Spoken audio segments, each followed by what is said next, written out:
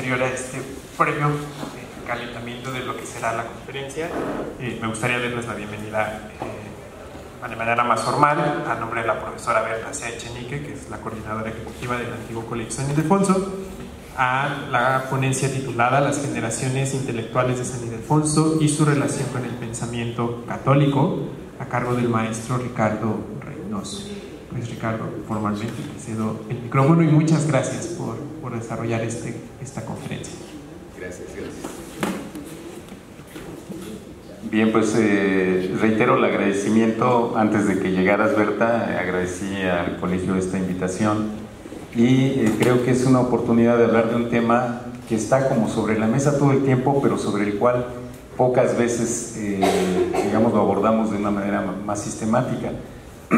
Yo me enfrenté a la dificultad de que cuando me puse a buscar me confié un poco y entonces dije, no, en una semana preparo perfecto esto. Y entonces cuando comencé a buscar información sobre el tema, y particularmente obviamente sobre México, pues me di cuenta de que hay muchísimo escrito en relación o con el catolicismo, o con respecto del cristianismo, respecto de la historia de las órdenes monásticas en México, en general sobre la historia de la Iglesia en México, pero hay poco sobre los intelectuales. Si tomamos en consideración que el concepto de intelectual es más bien, digamos, históricamente reciente, es decir, se considera como un momento de inauguración del concepto de intelectual, aquella defensa que Émile Zola hizo del caso Dreyfus en su momento, no recuerdo el año exactamente, pero a finales del 19, que significó una toma de posición de un intelectual, del intelectual o al menos del escritor más famoso de Francia en ese momento frente a un caso de injusticia ostensible, ¿no? Donde, digamos, un poco aprovechando la condición judía que tenía Dreyfus, pues hubo como excesos de toda índole y entonces un intelectual salió a la defensa de esta persona. Desde entonces se fue considerando al intelectual como un elemento, digamos, de conciencia, un elemento concientizador en la sociedad, que por un lado podía, digamos, tener un desarrollo propio de su disciplina, ser un escritor, un pintor, un filósofo, un científico social, pero por otro lado también jugaba el papel de revelador, digamos, de una verdad moral frente a su sociedad ante determinado tipo de injusticias. Entonces, digamos, este ejemplo que comienza con Émile Zola se continúa a lo largo de todo el siglo XX y particularmente en situaciones de crisis, ¿no? En las dos guerras mundiales, en la guerra de Vietnam, en los casos de los movimientos estudiantiles del 68 en los distintos países donde se dio. Y queda mucho la idea de que el intelectual es aquel depositario de la verdad y de la moralidad de su época. A diferencia de, digamos, otros profesionales, el intelectual, digamos, hace su trabajo de todos los días, pero además opina, además toma posición y además arenga también a la población a que tome una posición. Esto evidentemente en México ha sucedido muchas veces, pero lo interesante del asunto es que muchas veces, y hablo particularmente, por ejemplo, del caso de las organizaciones no gubernamentales en favor de los derechos humanos, muchas veces, habiendo provenido de las organizaciones católicas, ya sobre la marcha van perdiendo su identidad como organizaciones católicas y se convierten, digamos, en otro tipo de organizaciones o con otro carácter o con otra faceta. Yo creo que la identidad es algo que no se debe perder nunca, y menos aún cuando el sustento moral que tiene una causa puede estar también arraigado en una religión como la cristiana, que tiene por un lado una fortaleza milenaria y por otro lado tiene un arraigo tan fuerte en México. Entonces, desde esa perspectiva es importante el tema del intelectual católico. Sin embargo, bueno, decía yo que me parecía importante hablar primero de educación y cultura porque es, digamos, el sustrato del tema, porque el intelectual ante todo es un profesional de la educación y de la cultura.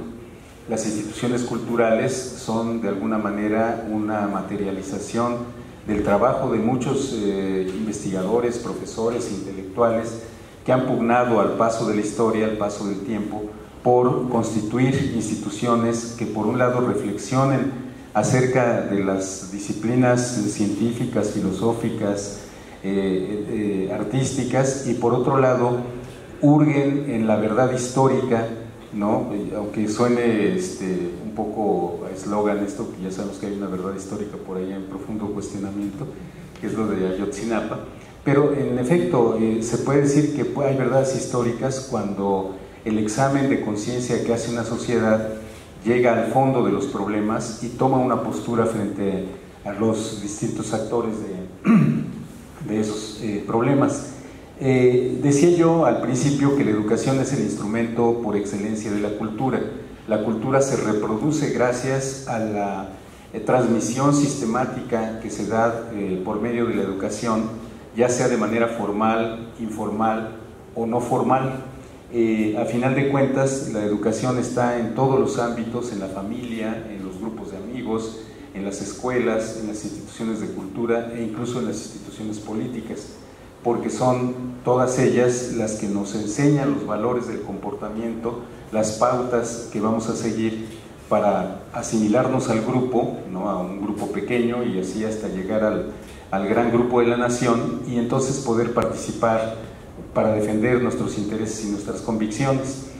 Así pues, en este caso lo que cabe resaltar es cómo San Ildefonso, desde su creación aproximadamente en 1583, porque hay toda una larga historia de acomodos institucionales que mueven un poco las fechas, pero digamos, si tomamos como referencia 1583, San Ildefonso ha tenido una continuidad asombrosa en la defensa de los más altos intereses de la verdad, ¿sí?, de la ciencia, de la cultura, del arte, más allá de que sus orígenes hayan estado relacionados con una doctrina religiosa, con el cristianismo, y particularmente dentro de la visión de la Compañía de Jesús.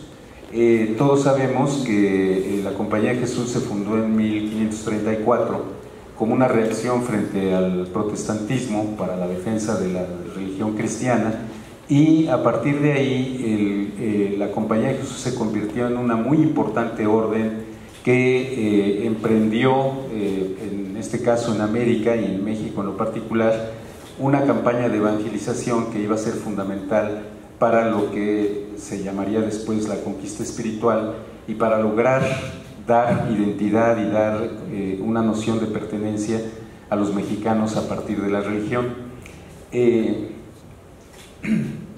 Así pues, San Ildefonso, pues desde un principio fue una institución abocada a la defensa de, por un lado, de la visión cristiana, pero por otro lado también a la difusión del conocimiento, a la investigación, a la enseñanza. Y en este caso, bueno, lo primero que tendríamos que preguntarnos ya en relación con las instituciones es ¿qué hacen los intelectuales? ¿Qué es un intelectual, no?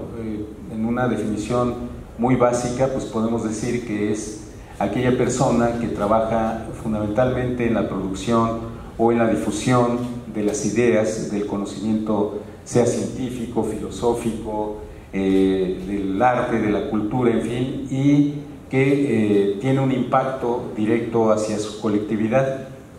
En este caso estoy poniendo tres ejemplos, ¿no? El del clavijero, el último gran jesuita que fue expulsado en 1767, a José Sarucán como un académico, un científico, ¿no? que es un gran intelectual dentro de las instituciones académicas, y José Vasconcelos, pues que es paradigmático respecto de la creación de instituciones tan importantes como la Universidad Nacional, como la Secretaría de Educación Pública, y también como un importante militante en su momento dentro de la Revolución Mexicana, y luego un crítico muy importante de la Revolución Mexicana, hasta incluso pasarse al otro extremo del pensamiento progresista en México, y se dice pues que llegó a ser de extrema derecha. Pero más allá de la anécdota política de la vida de Vasconcelos, lo importante es que no se le pueden escatimar méritos respecto de la función que cumplió como un organizador de las instituciones, de las grandes instituciones de educación y de cultura de este país.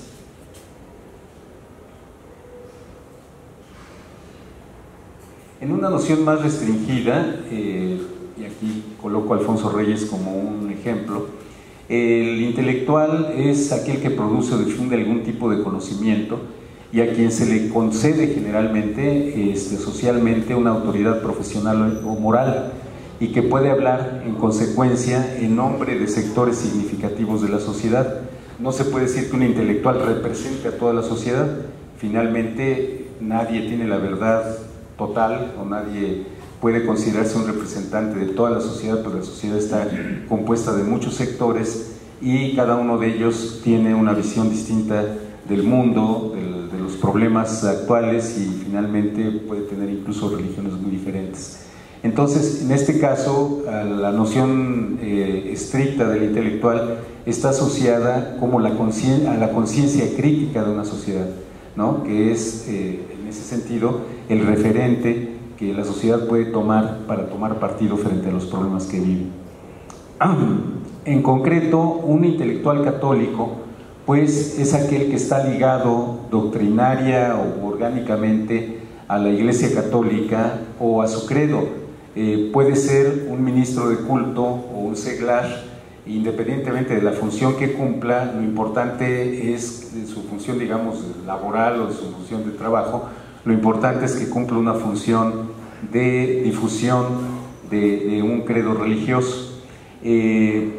En sus niveles más altos puede ser un creador de doctrina, ¿no? O simplemente un transmisor de la doctrina, pero lo importante es que la gente, la sociedad, le concede una autoridad moral, que su palabra tiene un peso y obviamente tiene una posición frente a los problemas de su momento. Desde luego, entramos a un problema que es muy común, que es el de la relación entre el intelectual y la ambigüedad o la ambivalencia que tiene la Iglesia como un poder espiritual, pero al mismo tiempo como un poder terrenal, ¿no? La Iglesia muchas veces se mueve dificultosamente entre esos dos niveles y donde en ambos tiene una importancia fundamental.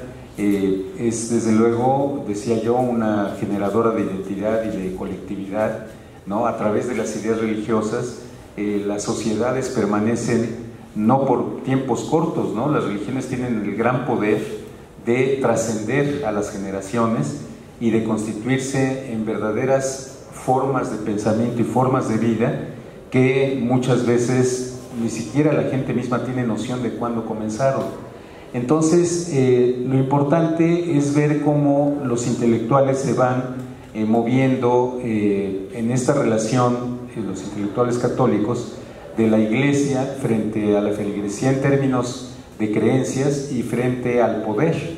La Iglesia misma es un poder político, ¿sí? La Iglesia misma se relaciona con el Estado como un poder y de hecho la Iglesia Católica justamente tuvo un poder enorme, particularmente en la Edad Media, y después se da o se comienza a dar a partir del Estado moderno del siglo XVI un proceso de secularización que no es otra cosa más que la separación de las atribuciones, de las competencias y de las responsabilidades que tiene la Iglesia respecto del Estado, ¿no? Y cada vez más el pensamiento liberal va desplazando del poder político o del monopolio político a la Iglesia hasta tener una situación de predominio sobre la Iglesia en algunos momentos.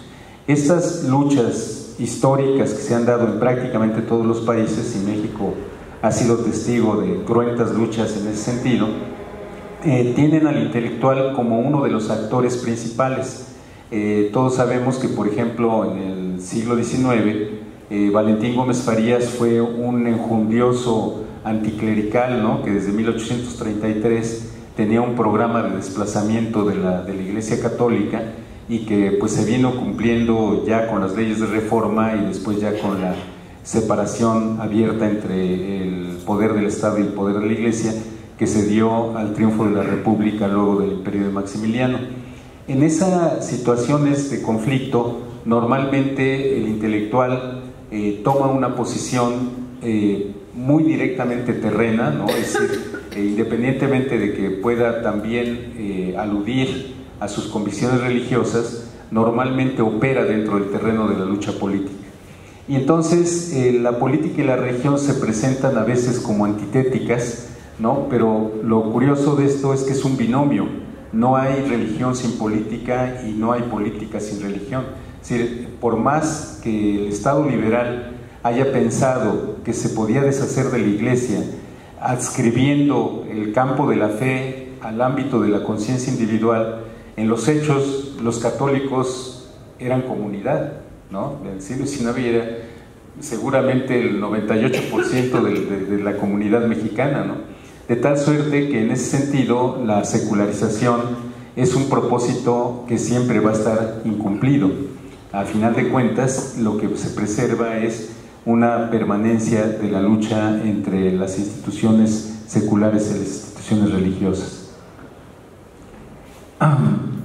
Evidentemente, aquí ya no vi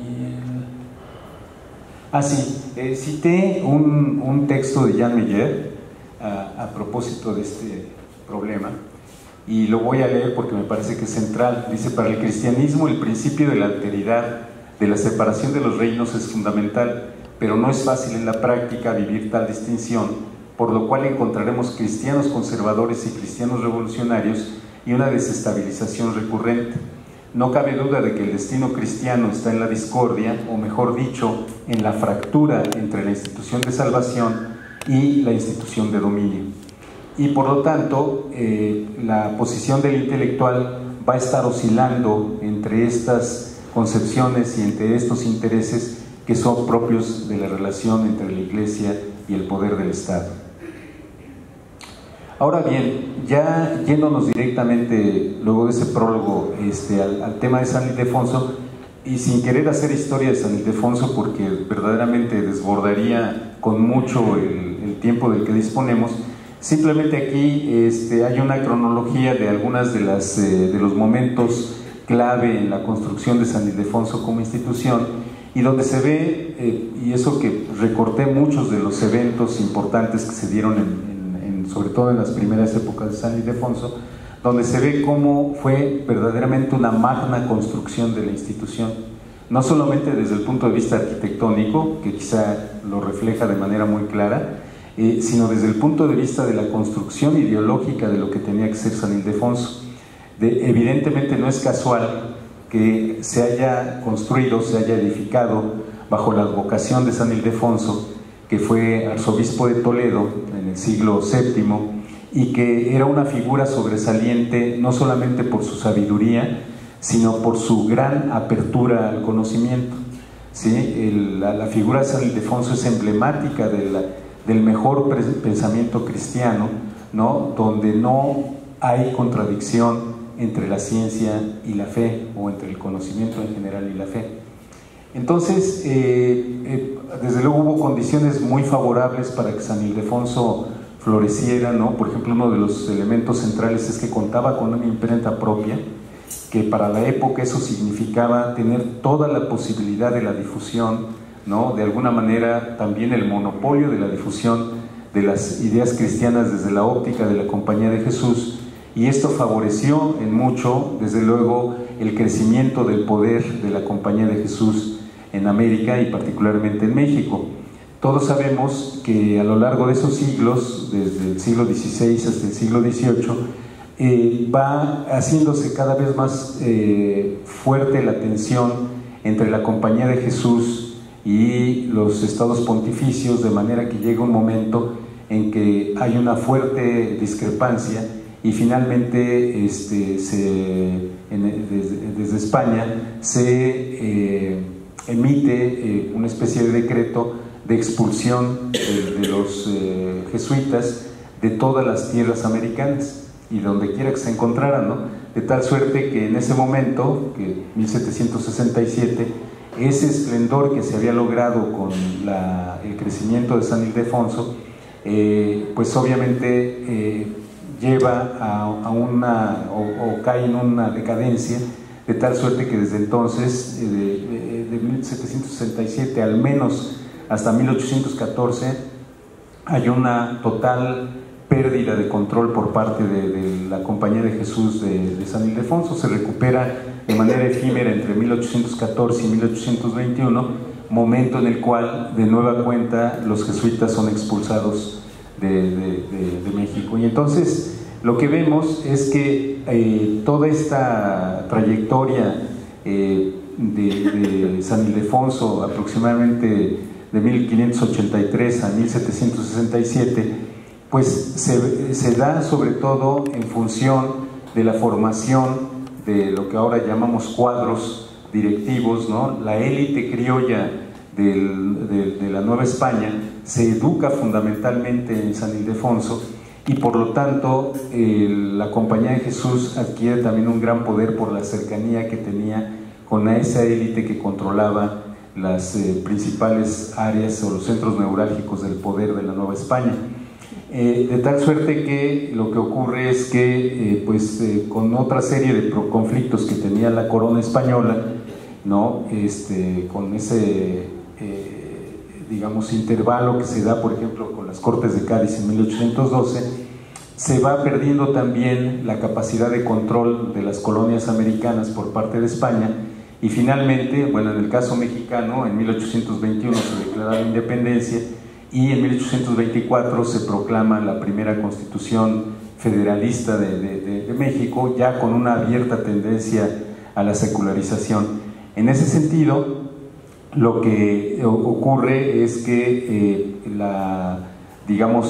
hay una especie de reagrupamiento de las fuerzas liberales, y hay que recordar que el siglo XVIII se caracteriza en toda la esfera occidental y en México por un avance de las ideas liberales, y particularmente por la influencia de la Ilustración, que llega a tener un impacto muy directo en las élites criollas, que toman esas ideas, digamos, de democratización, de creación de repúblicas, ¿no? De lucha antimonárquica, para finalmente lograr la independencia, en este caso de México. Y hay que decir que durante toda esa época, bueno, pues prácticamente, como ustedes están viendo, todas las ocupaciones y todas las funciones sustantivas que tenía el Estado en el virreinato estaban prácticamente copadas por los egresados de San Ildefonso.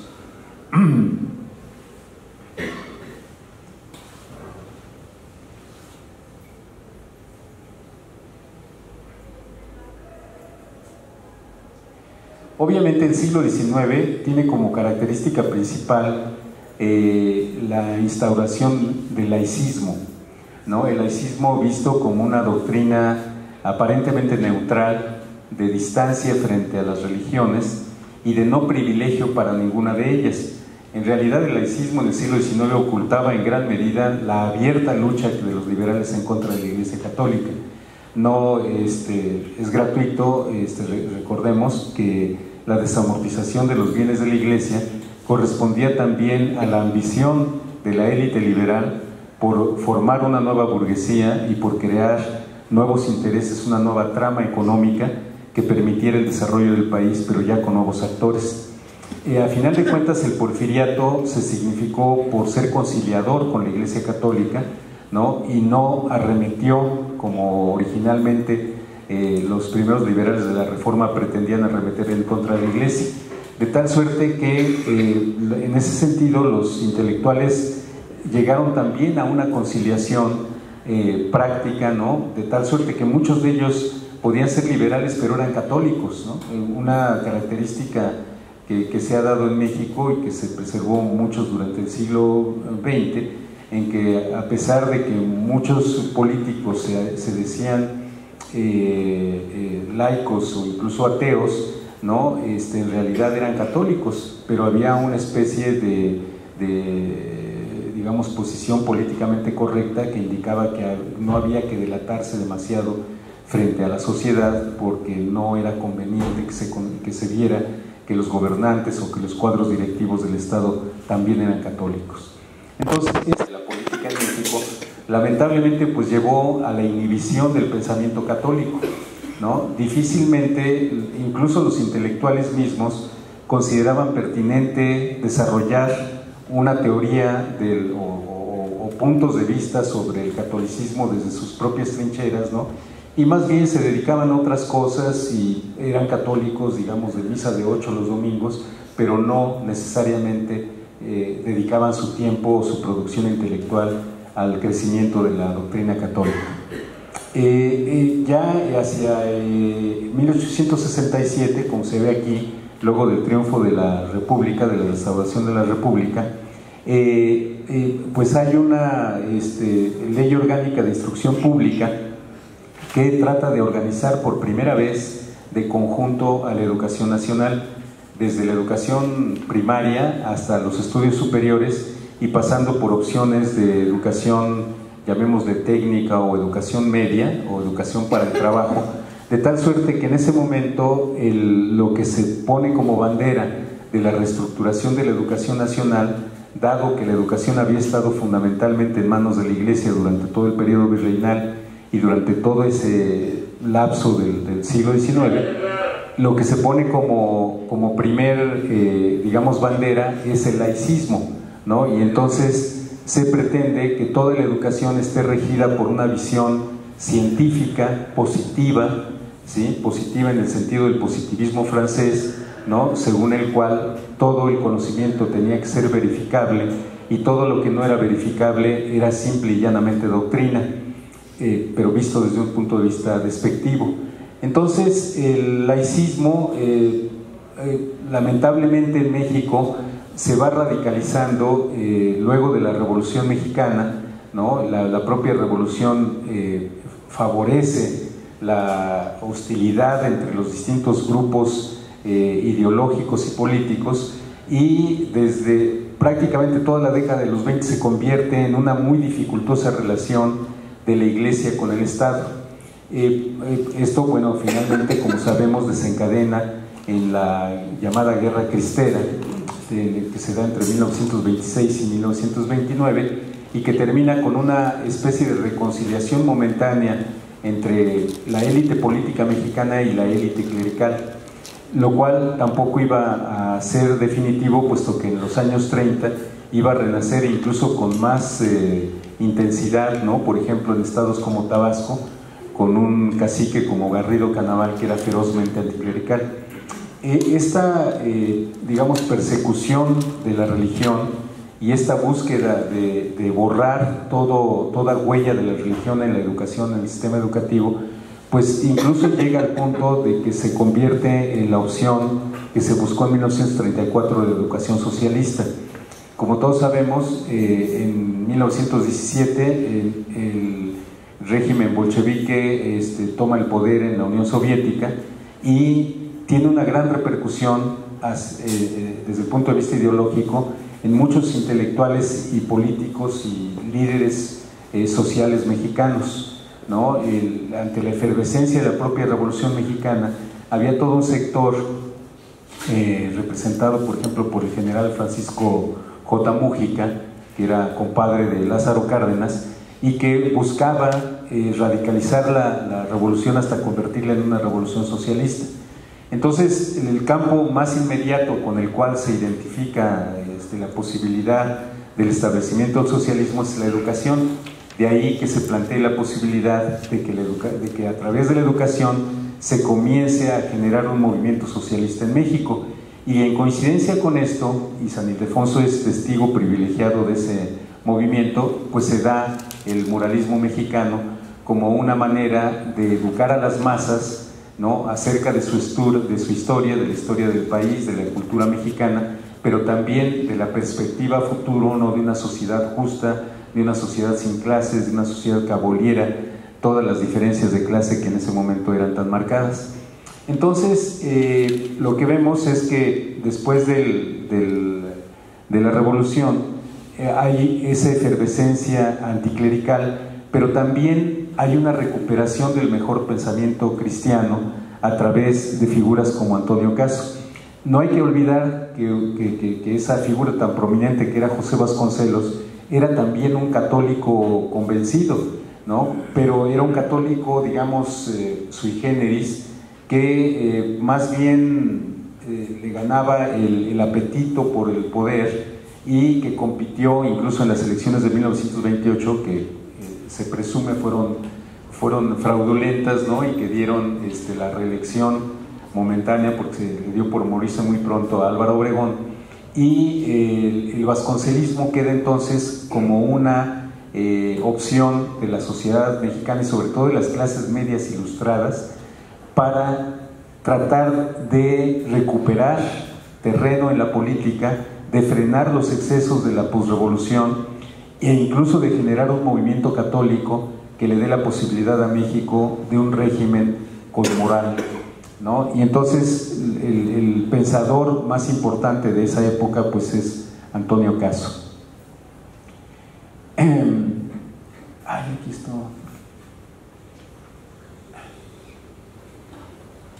Estoy yendo para atrás. Bueno, es que esto entonces estaba, ya no sé si ya lo había pasado, porque como me fui por la explicación, pero bueno, rápidamente nada más quería mencionar que hay dos figuras muy importantes al final del periodo del virreinato, que son Clavijero, Francisco Javier Clavijero, ya lo había leído hace un rato, y Joaquín Fernández de Lizardi, que tiene importancia porque se convierte quizá en el primer intelectual moderno en México, gracias a su labor periodística, a su posición de apoyo a la independencia y a su labor como un promotor de las nuevas ideas de la Ilustración en el medio mexicano.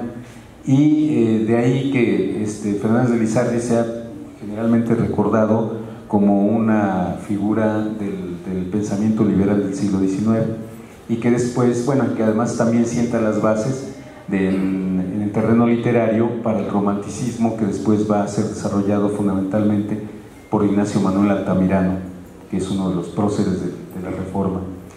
Y de aquí nos vamos a hacer un salto, nos vamos a saltar todo el porfirismo, porque si estamos hablando de San Ildefonso, pues San Ildefonso a partir de 1867 se convierte en una institución del Estado, ¿no? Y se establece ahí la Escuela Nacional Preparatoria, y la filosofía que se impone en San Ildefonso es el positivismo, ¿no? Y el positivismo como la puerta a todo el conocimiento científico de la época, y evidentemente en un ya abandono total de las ideas religiosas. Y lo curioso es que al término del porfirismo, o del porfiriato, como se le quiera llamar, se va gestando, por un lado, un movimiento de clases medias muy importante a finales del siglo XIX, y por otro lado, como parte de esas clases medias, un sector de jóvenes intelectuales que van buscando nuevas opciones al positivismo. Es decir, de pronto se dan cuenta que el positivismo no es más que una doctrina más, no es una simulación de ciencia, pero que al final de cuentas solamente está como los caballos de Noria, ¿no? Dándole vuelta al mismo tema, tratando de vender todo como un conocimiento científico. Entonces los jóvenes intelectuales mexicanos, que curiosamente estudiaban en la Escuela Nacional Preparatoria, empiezan a cuestionar al positivismo, empiezan a leer a otros filósofos, a filósofos que algunos de ellos se consideran como los grandes filósofos románticos del siglo XIX, a filósofos revolucionarios como Federico Nietzsche, a Schopenhauer, a Boutroux, a Bergson, ya más adelante, ¿no?, en el siglo XX, y de pronto se gesta todo un movimiento intelectual dentro de la Escuela Nacional Preparatoria, con estos jóvenes al frente de los cuales estaban justamente José Vasconcelos, Antonio Caso, Pedro Enrique Sureña y muchos otros, ¿no? El Ateneo de la Juventud, como vamos a ver en algún momento, pues agrupó a una gran cantidad de personajes célebres de su época, y parecía que ya el solo hecho de entrar a las aulas de San Ildefonso lo convertía a uno en un hombre brillante, ¿no? Es un fenómeno muy curioso, porque San Ildefonso se convirtió en la Atenas de México, si no es que de América Latina. Entonces, fue muy importante aquí la figura de don Justo Sierra, ¿no? Que a la sazón, en 1905, cuando se convierte en la Secretaría de Justicia e Instrucción Pública, más bien se separa y se crea la Secretaría de Instrucción Pública y Bellas Artes, pues el primer secretario fue justamente don Justo Sierra, que pese a ser un porfirista de la mejor cepa, era al mismo tiempo un pensador liberal que supo comprender que los jóvenes del Ateneo de la Juventud, que entonces todavía no se llamaba Ateneo de la Juventud, había una sociedad de conferencias, tenían la razón respecto del cuestionamiento del positivismo, y entonces Justo Sierra, como no queriendo la cosa, les va dando entrada para que tengan una importancia fundamental en la definición de las nuevas actividades académicas y culturales de San Ildefonso.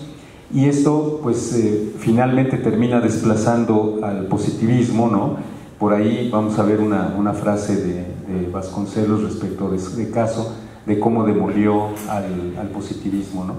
Y estos pues son algunos de los miembros del Ateneo de la Juventud, y en primerísimo lugar, dado que nada más nos estamos refiriendo a los pensadores católicos, Antonio Caso, que es el gran maestro de la generación del Ateneo, y si se quiere es el maestro por antonomasia, el maestro sobre todo universitario por antonomasia. Está Erasmo Castellanos V, que era un personaje muy especial, Alfonso Cravioto, en fin, no voy a tener en las particularidades, muchos de ellos tienen un nombre muy reconocido, como Isidro Fabela, que fue un político muy importante del Estado de México, si mal no recuerdo, de Atlacomulco, y que evidentemente fue uno de los líderes de la posrevolución. Tenemos al poeta Enrique González Martínez, que en realidad pertenecía a una generación anterior, pero que se coló dentro del Ateneo de la Juventud, Martínez Guzmán, que es el gran novelista de la Revolución Mexicana, y Pedro Enrique Sureñas, que era dominicano, pero que tenía de entrada, bueno, una calidad literaria y una cultura bárbara que le permitió ser uno de los líderes del Ateneo de la Juventud. Alberto Pani, que era ingeniero, Manuel M. Ponce, músico, ¿no? Como se sabe, el Ateneo de la Juventud llegó a tener aproximadamente 100 miembros. La única relación que yo encontré con nombres y apellidos fue de un estudio que hizo Álvaro Matute, donde da la relación de 50 miembros del Ateneo, ¿sí? A reserva de que alguien de ustedes me dé la pista de dónde conseguir el resto de la lista, pero creo que los que aparecen en la lista de Álvaro Matute dan cuenta, por un lado, de la diversidad de personalidades que eran, pero también da cuenta de que la mayoría de ellos eran escritores. Muchos eran abogados, quizá la gran mayoría eran abogados, pero también eran escritores. Quizá lo que constituyó la argamasa del Ateneo de la Juventud fue precisamente la afición por la literatura. Entonces,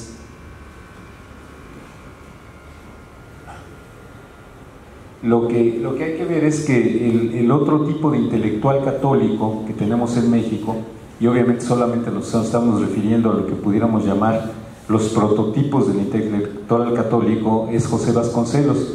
Sin embargo, Vasconcelos, pese a su pretensión de constituirse en un filósofo, fue un tipo de tal eclecticismo y de tales prisas, ¿no? Yo entendería que la filosofía requiere de cierto sosiego, y creo que Vasconcelos nunca lo tuvo.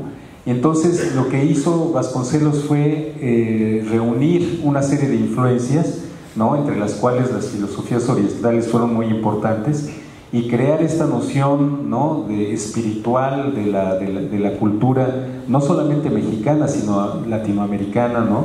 De ahí el lema de la Universidad Nacional de por mi raza hablará el espíritu, que no se está refiriendo al espíritu católico, que esto es algo que después se le hizo decir a Vasconcelos en sus momentos de mayor radicalización a la derecha, sino simplemente era este espíritu latinoamericano, que era el mestizaje, ¿no? Y que reunía a distintas culturas, a distintas civilizaciones y a distintos tipos físicos incluso, ¿no?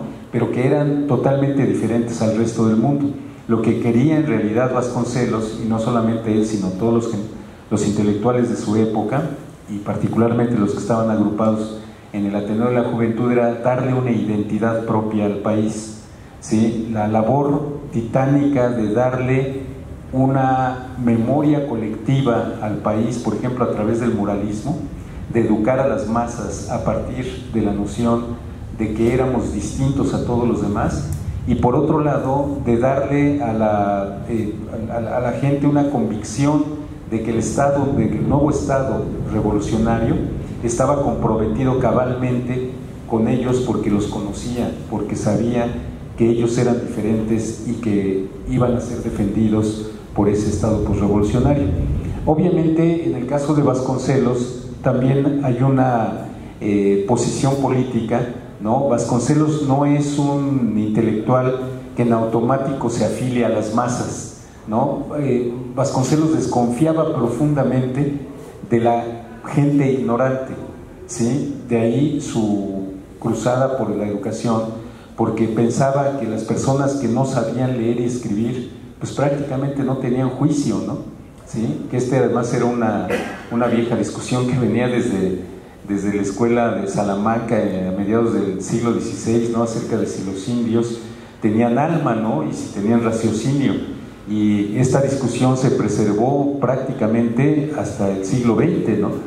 Dado que las condiciones en las que vivía la gran mayoría de la gente, y particularmente los indios mexicanos, pues daba como para suponer que pues no eran sujetos de confianza porque no tenían razón, ¿no? Y este prejuicio pues finalmente es el que se ha trasminado hasta las generaciones actuales, ¿no?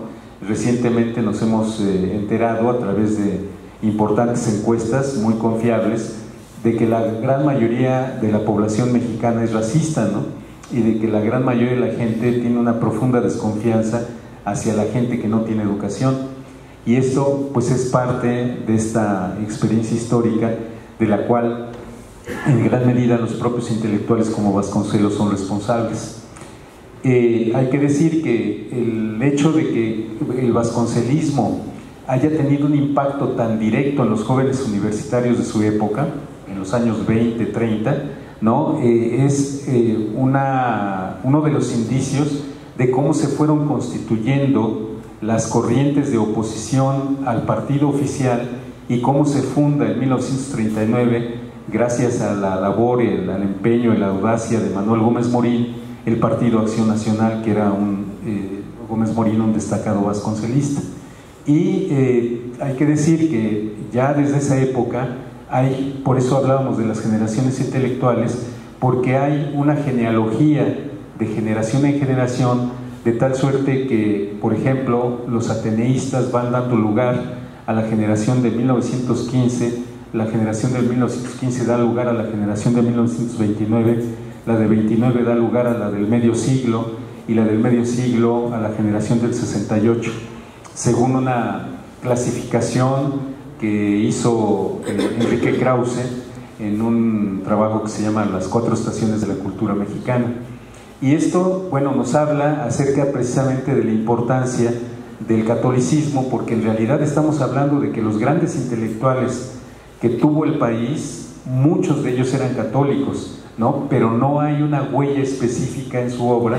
Por eso decía yo que en el caso de Antonio Caso, justamente es el que se puede mencionar como el emblemático del pensamiento católico en México, como intelectual, ¿no? No estamos hablando de los sacerdotes, no estamos hablando de la jerarquía católica, estamos hablando estrictamente de los intelectuales y particularmente de los intelectuales universitarios, que se supone que son los que mantienen una posición liberal, ¿no? de convivencia de las ideas, independientemente de quién o de dónde vengan.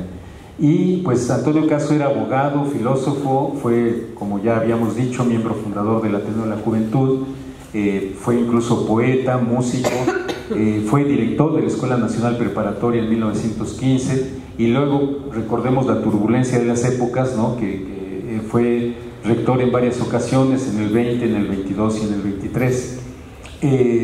Se le considera el maestro eminente, decíamos, un gran orador. Un detalle curioso que se cuenta de Antonio Caso es que comentaba al detalle la arquitectura de las ciudades europeas. Antonio Caso jamás salió de México, ¿sí? Su cultura le daba como para haber vivido el mundo a través de la lectura. Tuvo un episodio terrible en alguna ocasión en su vida, que perdió su biblioteca y sus amigos tuvieron el acto cristiano de restablecérsela. Y aquí hay una descripción de alguien que no era católico, Isidro Fabela, ¿no? Y que habla acerca de las virtudes de Caso, ¿no? Entonces dice, ¿cuál fue su virtud suprema? Su autonomía espiritual, porque Caso fue un hombre íntegramente independiente y enseñó a los demás a pensar y vivir como seres libres, buscando la verdad y enseñándola con una gran cordialidad docta y serena, y amando todo lo que es hermoso y rítmico. Es como pasó su existencia este pensador artista. En Caso todo es pasión, estudio, cátedra, amor y dolor. Esto que parece solamente una colección de adjetivos,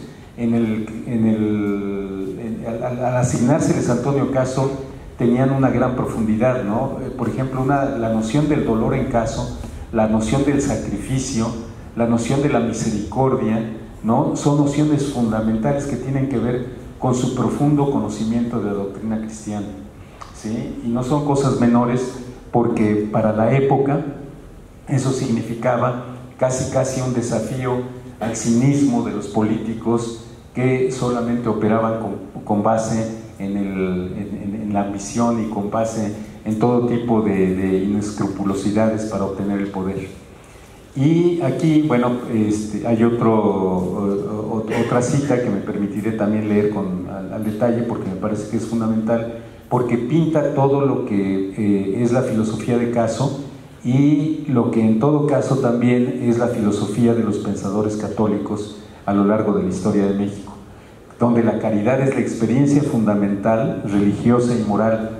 Consiste en salir de uno mismo, en darse a los demás, en ofrecerse, en brindarse y prodigarse sin miedo de sufrir agotamiento.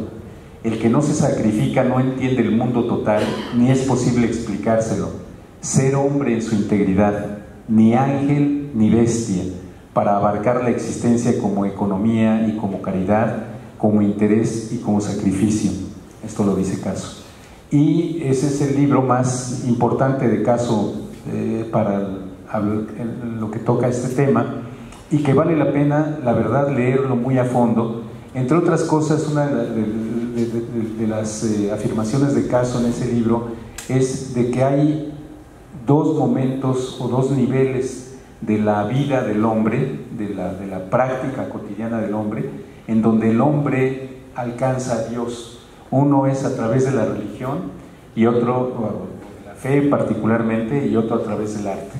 Es decir, los actos desinteresados por excelencia son la fe y el arte, ¿sí? Y si le hacemos una trampa por extensión, es el amor también a la cultura, ¿no? ¿Sí? Y el amor a la educación. Así pues, tratando de hacer un resumen muy apretado de lo que pudiera considerarse al intelectual católico dentro de esta trayectoria de lo que es San Ildefonso, pues este es lo que pudiéramos pensar como ejemplo de la continuidad de una institución, ¿no? Donde vemos que las ideas y las convicciones y la fe se convierten en instituciones, ¿no? Todas estas instituciones, a final de cuentas, tienen su basamento en la profunda convicción religiosa de los hombres que construyeron las instituciones educativas en México. Bueno, ahí dejaría yo la exposición, y aquí les dejo una bibliografía que les sugiero, pues lo vayan viendo con calma, a ver si les sirve de algo. De cualquier manera, si les parece útil la presentación, pues yo la voy a dejar aquí, y pueden tomarla en cualquier momento, o se les mandará por correo electrónico que la soliciten. Gracias.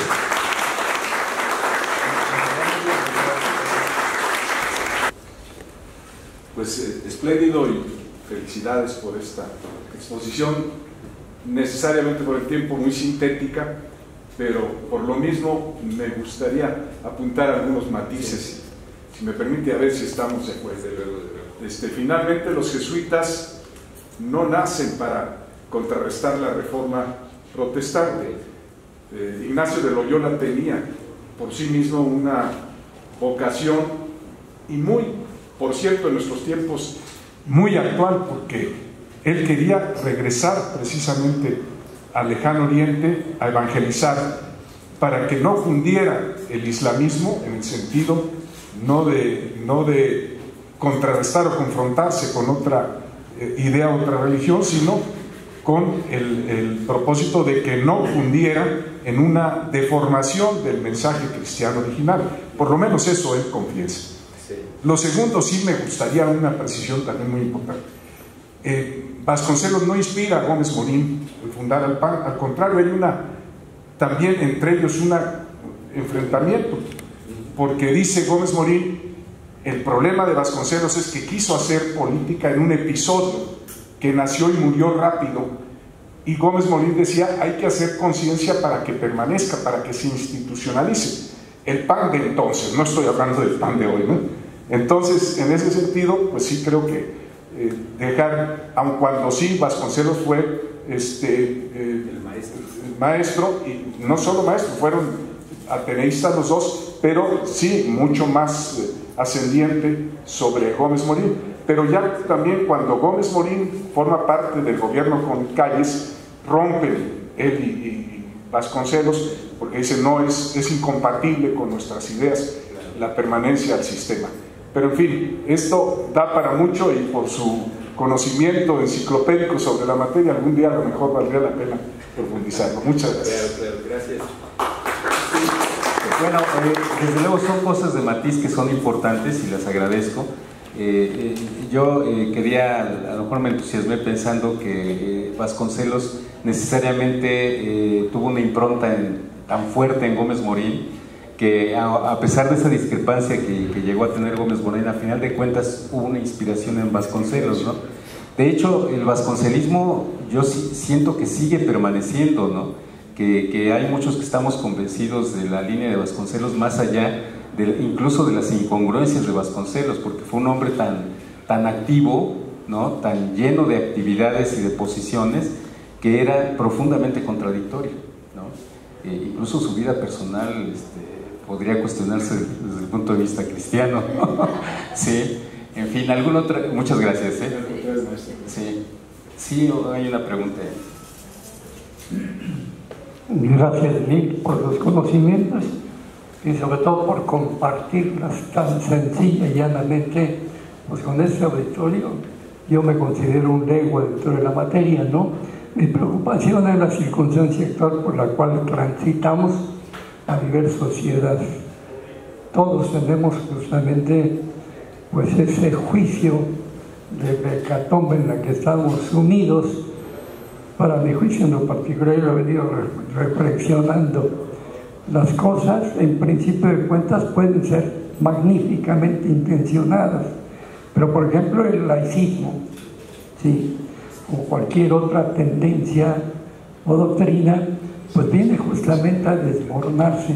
En el caso, creo yo, definitivamente, que el laicismo se constituye o lo constituyen las autoridades para propósitos de manipulación, como definitivamente la esencia del cristianismo, como la esencia justamente de la catolicidad.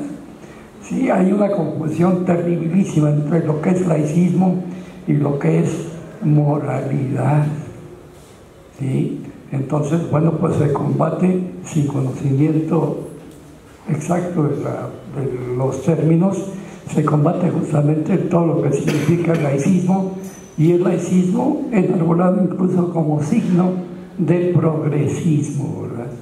Entonces, bueno, me da cosa citar justamente que el político desvergonzado, cínico, hasta cuando le dijeron definitivamente, lo instaron a observar una conducta moral, dijo que pues como moral él reconocía nada más el árbol que daba moras, ¿verdad? Y entonces todos esos conceptos definitivamente que significarían la restitución de estas costumbres, de estos principios morales, pues me parece definitivamente que se ha desgajado. Me parece definitivamente que todos somos o inspirados, ¿sí?, por Dios.